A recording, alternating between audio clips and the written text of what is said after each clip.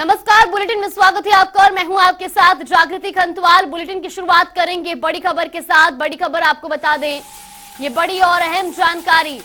सिरमौरी ताल में फटा बादल, ये बड़ी खबर। बादल फटने से मची भारी तबाही, तो मलबे में कई लोगों के दबे होने की आशंका भी जताई जा रही है। प्रशासन मौके पर मौजूद है और लगातार रेस्क्यू वहां पर चलाया जा रहा है। 5 लोगों के लापता होने की खबर अब तक सामने आई है। ये बड़ी और अहम जानकारी। प्रशासन लगातार मौके पर मौजूद है और रेस्क्यू किया जा रहा है। वैसी खबर पर ज्यादा जानकारी के साथ हमारे सहयोगी रॉबिन शर्मा हमारे साथ जुड़ गए। रॉबिन, सबसे पहले आपसे जानना चाहेंगे, बादल फटने से भारी तबाही मची है, फिलहाल क्या कुछ अपडेट मिल रही है? जी, मैं बताना चाहूंगा कि जो देर रात बादल फटने का मामला सामने आया है, ये सिरमौरी ताल है जो शिलाई और पौंटा विधानसभा क्षेत्र के बीच में गांव पड़ता है। यहाँ पर लगभग एक परिवार ऐसा है जो पूरी तरह से उनका मकान क्षतिग्रस्त दब चुका है और जिसमें 5 लोग बताए जा रहे थे। इसके अलावा बता दें कि 70 परिवार ऐसे हैं जो रात के समय अपना घर छोड़कर भागे, क्योंकि जो तबाही जब फ्लड आया था तो पूरे एरिया को नुकसान हो गया था। इसके अलावा आपको मैं बता दूं कि जो नेशनल हाईवे 707 है, पौंटा शिलाई कुमार रोडों को जाने वाली सड़क, वो बिल्कुल अवरुद्ध हो चुकी है। चट्टाने और पेड़ इस सड़क पर नजर आ रहे हैं।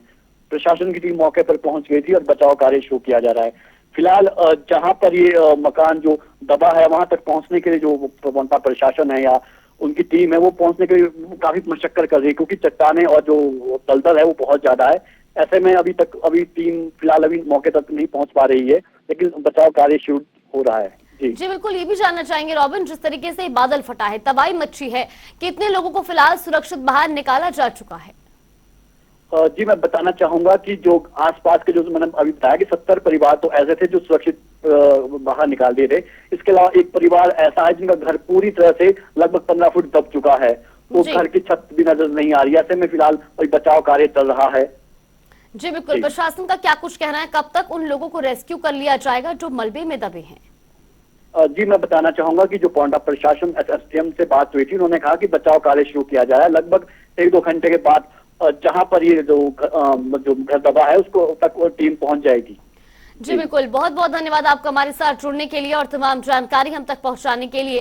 तो ये बड़ी खबर आपको बता रही, जहां बादल फटने से भारी तबाही मची है, इस दौरान मलबे में कई लोगों के दबे होने की आशंका है। हालांकि अभी तक जो जानकारी सामने आई है, प्रशासन लगातार वहां पर रेस्क्यू कर रहा है और ऐसे में कई लोगों को वहां से सुरक्षित बाहर भी निकाला गया है। 5 लोगों के मलबे में दबे होने की आशंका भी यहां पर जताई गई है।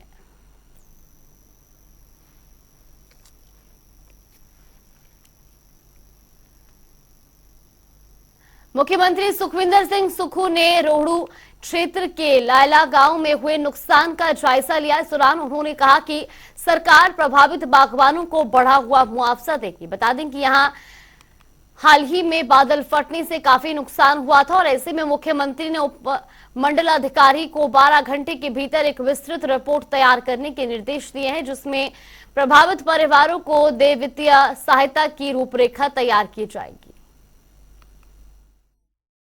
ध्यान आपदा के लिए है और इस विषय को भी मैं ध्यान में रखूंगा। अभी हमने ननखड़ी ब्लॉक की जितनी भी पंचायतें हैं, जो पंचायतों के द्वारा रास्ते खोलने हैं, उसके लिए मैंने सब जगह सिचुएशन के हिसाब से कई जगह 5 लाख, कई जगह 10 लाख, कई जगह 15, जो ननखड़ी ब्लॉक की है, और सभी पंचायतों को मिनिमम 2-2 लाख रुपया देने की मैंने अभी माननीय डीसी साहब को ऑर्डर दे दिए है। कल तक वो सारा पैसा आ जाएगा। जिनके मकान पार्शली डैमेज हुए हैं, हमने रिलीफ को जो पहले 5,000 मिलता था 20 गुना बढ़ाकर 1 लाख कर दिया है और ये सारी डिस्ट्रीब्यूशन जल्दी हो जाएगी। और जहाँ तक हमारा अभी पूरा ध्यान जो है सरकार का, वो आपदा राहतों पीड़ितों को राहत पहुँचाना है और जो बागवान का सेब है वो मंडियों तक पहुंचाने की तरफ लिए है। इसलिए मैं पूरे क्षेत्र का दौरा कर। तो हिमाचल की पूर्व सीएम प्रेम कुमार धूमल को 2017 के चुनाव में हराने वाले कांग्रेस विधायक राजेंद्र राणा ने एक फेसबुक पोस्ट में हिमाचल की राजनीति में भूचाल ला दिया है। क्या इस से पोस्ट से पार्टी के भीतर महाभारत छिड़ने जैसे संकेत है? देखिए रिपोर्ट। फिर गरमाई सियासत, पोस्ट ने मचाया भूचाल।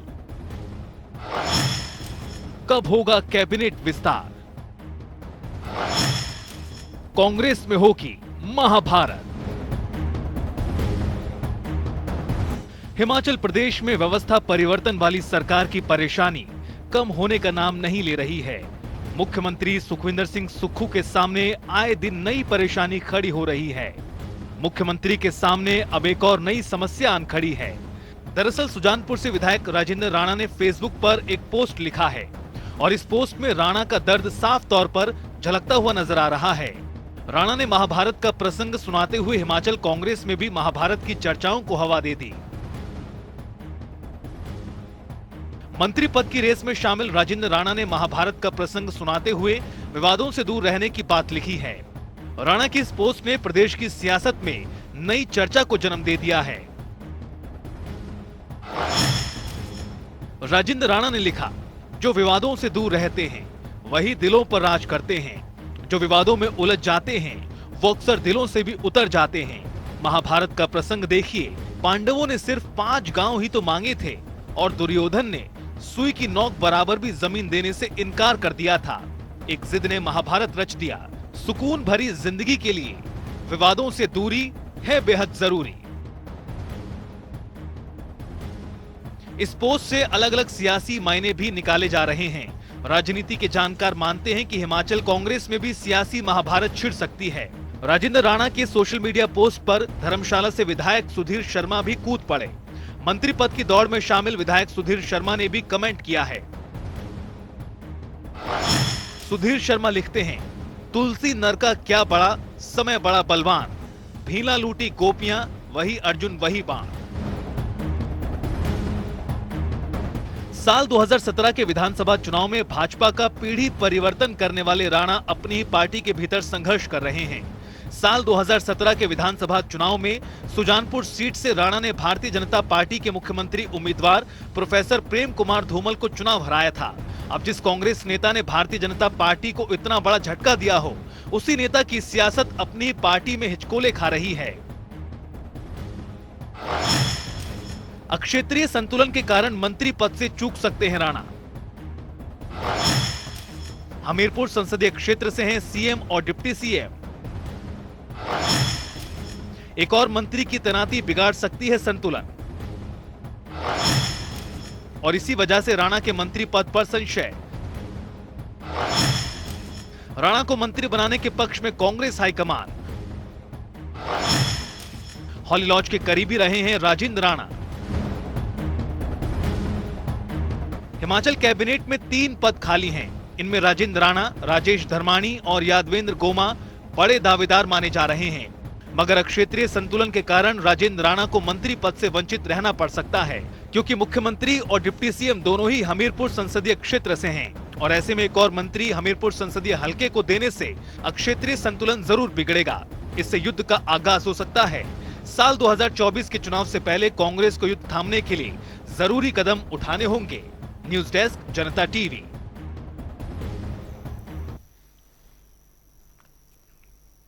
हिमाचल के अलग अलग हिस्सों में 74वें वन महोत्सव का आयोजन किया गया, जहां प्रदेश को हरित प्रदेश बनाने की ओर कई पौधारोपित किए गए। जहां शिमला में राज्यपाल शिव प्रताप शुक्ल ने पौधारोपण किया, तो वहीं हमीरपुर, पावटा साहिब और नूरपुर में भी पौधे लगाए गए। ये 4 तस्वीरें भी आपको दिखा रहे टीवी स्क्रीन पर। शिमला, हमीरपुर, पावटा साहिब और नूरपुर की, जहां पर कई जगहों पर 74वें वन महोत्सव का आयोजन किया गया और उस दौरान पौधे भी लगाए गए।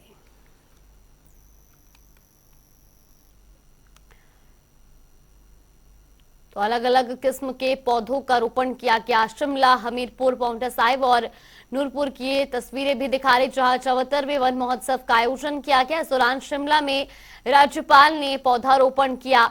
ये तस्वीरें भी आपको दिखा रहे हैं, जहां प्रदेश में खासतौर पर छात्रों में खासा उत्साह देखने को मिला। अलग अलग किस्म के पौधे लगाए गए और ऐसे में प्रदेश को हरित प्रदेश बनाने की ओर एक और कदम बढ़ाया गया।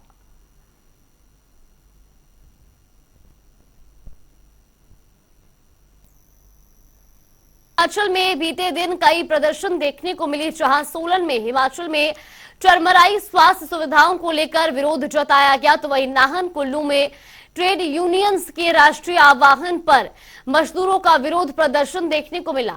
इधर सीटू ने हमीरपुर में केंद्रीय ट्रेड यूनियनों के राष्ट्रीय आह्वान पर भारत छोड़ो आंदोलन की शुरुआत होने के ऐतिहासिक दिन पर नरेंद्र मोदी गद्दी छोड़ो के नारे के साथ विशाल प्रदर्शन किया। तो यही नहीं, सोलन में भी श्रम कानून को खत्म करने के विरोध में सड़कों पर मजदूर यूनियन का भी विरोध प्रदर्शन दिखा। ये 4 तस्वीरें आपको दिखा रहे हैं नाहन, कुल्लू, हमीरपुर और सोलन की, जहां कई जगहों पर प्रदर्शन देखने को मिला। और इस दौरान जहां प्रशासन के खिलाफ कर्मचारियों ने रोष भी जाहिर किया। आपको बता दें कि हिमाचल की ये तस्वीरें हैं जहां जगह जगह प्रदर्शन देखने को मिला है।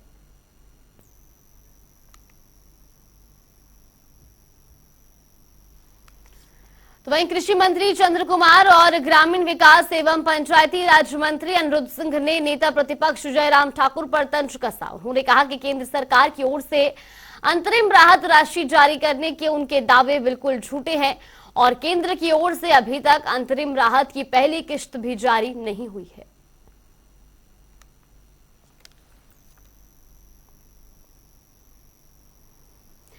हिमाचल सरकार और कांगड़ा जिला प्रशासन ने बड़ा भंगाल में फंसे पशुपालन विभाग की एक टीम के 4 लोगों और गहरी खाई में फंसे एक व्यक्ति को वायुसेना की मदद से एयरलिफ्ट किया है। सभी को उपचार के लिए टांडा अस्पताल में भर्ती करवाया गया। उपायुक्त डॉक्टर निपुण जिंदल ने इसकी जानकारी दी है। उन्होंने बताया कि बड़ा भंगाल में पशुओं के उपचार के लिए गई पशुपालन विभाग की टीम ने सैटेलाइट फोन के माध्यम से जिला प्रशासन को स्वास्थ्य खराब होने और पुलियों के निर्माण में लगे व्यक्तियों के खाई में गिरने से गंभीर रूप से घायल होने की सूचना प्रशासन को दी।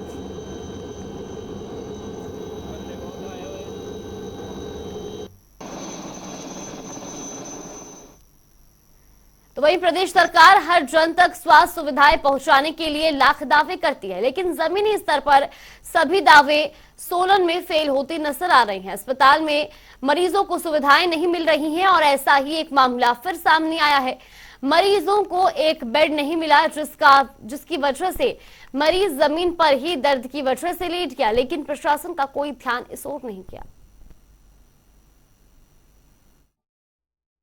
झूठी गारंटियां देकर आई सरकार ने प्रदेश को जहां ये वादे किए थे कि हम आपको घर द्वार तक मोबाइल स्वास्थ्य सेवाएं उपलब्ध करेंगे, आज इतनी भयावह स्थिति है कि 108 एम्बुलेंस के टायर फट रहे हैं, कहीं ब्रेक ना लगने से एक्सीडेंट हो रहे हैं, जबकि केंद्र से बड़ी मात्रा में 108 एम्बुलेंस को चलाने के लिए एक बड़ा धन आता है। प्रदेश का केवल उसमें एक आंशिक योगदान है, लेकिन उसके बावजूद भी उसको मॉनिटर नहीं कर पा रहे। इन सब मजबूरियों को ध्यान में रखते हुए जब जनता प्राइवेट अस्पतालों का रुख करती है तो हिम केयर के माध्यम से उनका इलाज नहीं हो पा रहा, क्योंकि हिम केयर की पेमेंट्स नहीं हो रही हैं, सरकार के पास धन उपलब्ध नहीं है। तो वहीं कुल्लू के बिजली महादेव मंदिर में रोपवे को लेकर सरकार कार्रवाई कर रही है। तो वहीं बिजली महादेव के हरियाणों की ओर से रोपवे का विरोध किया जा रहा है। बिजली महादेव मंदिर कमेटी ने प्रदेश सरकार को ज्ञापन भी सौंपा है। इसी बीच डीसी आशुतोष गर्ग ने मंदिर कमेटी के साथ मुलाकात भी की और साथ ही लोगों ने डीसी से मांग रखी कि यहां रोपवे नहीं बनना चाहिए।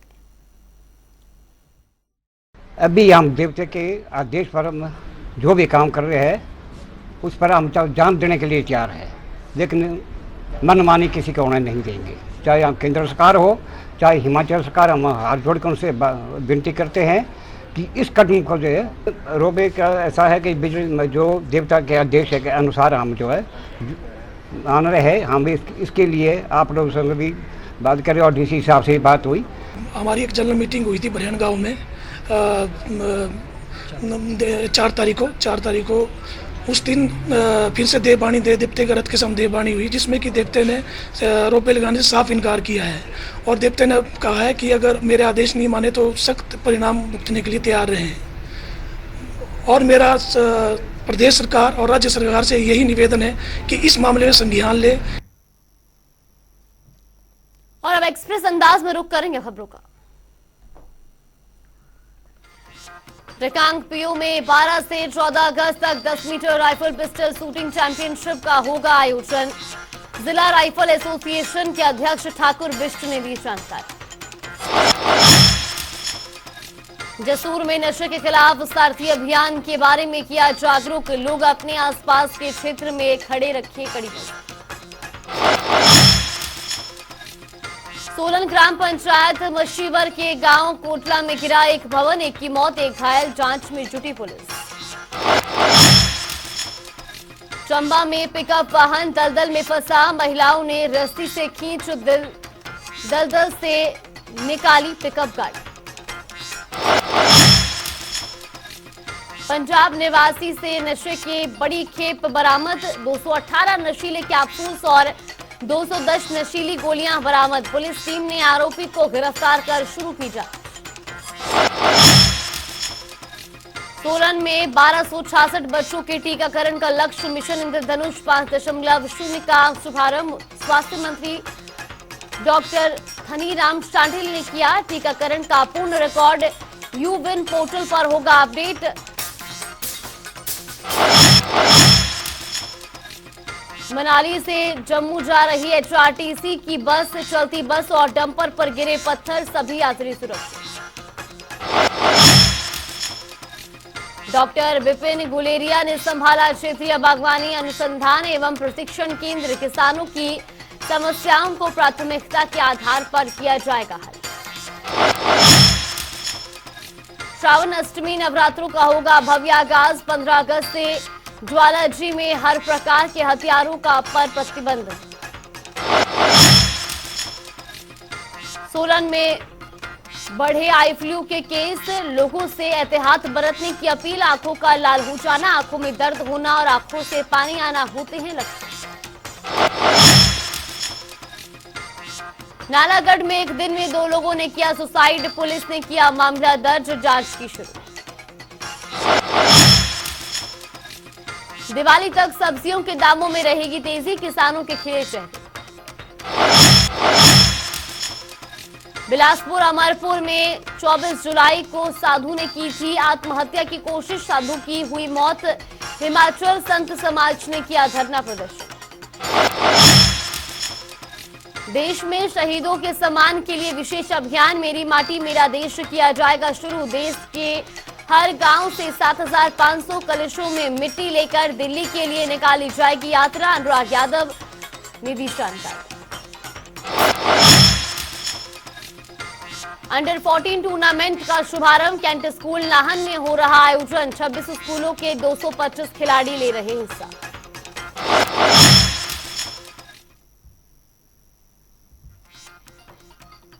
मंडी से मनाली तक सड़क की बदहाली, सरकार से शीघ्र सड़क को बहाल करवाने की उठाई मांग। चलिए बुलेटिन में फिलहाल के लिए बस इतना ही, यहाँ पे रुकते हैं एक छोटे से ब्रेक के लिए।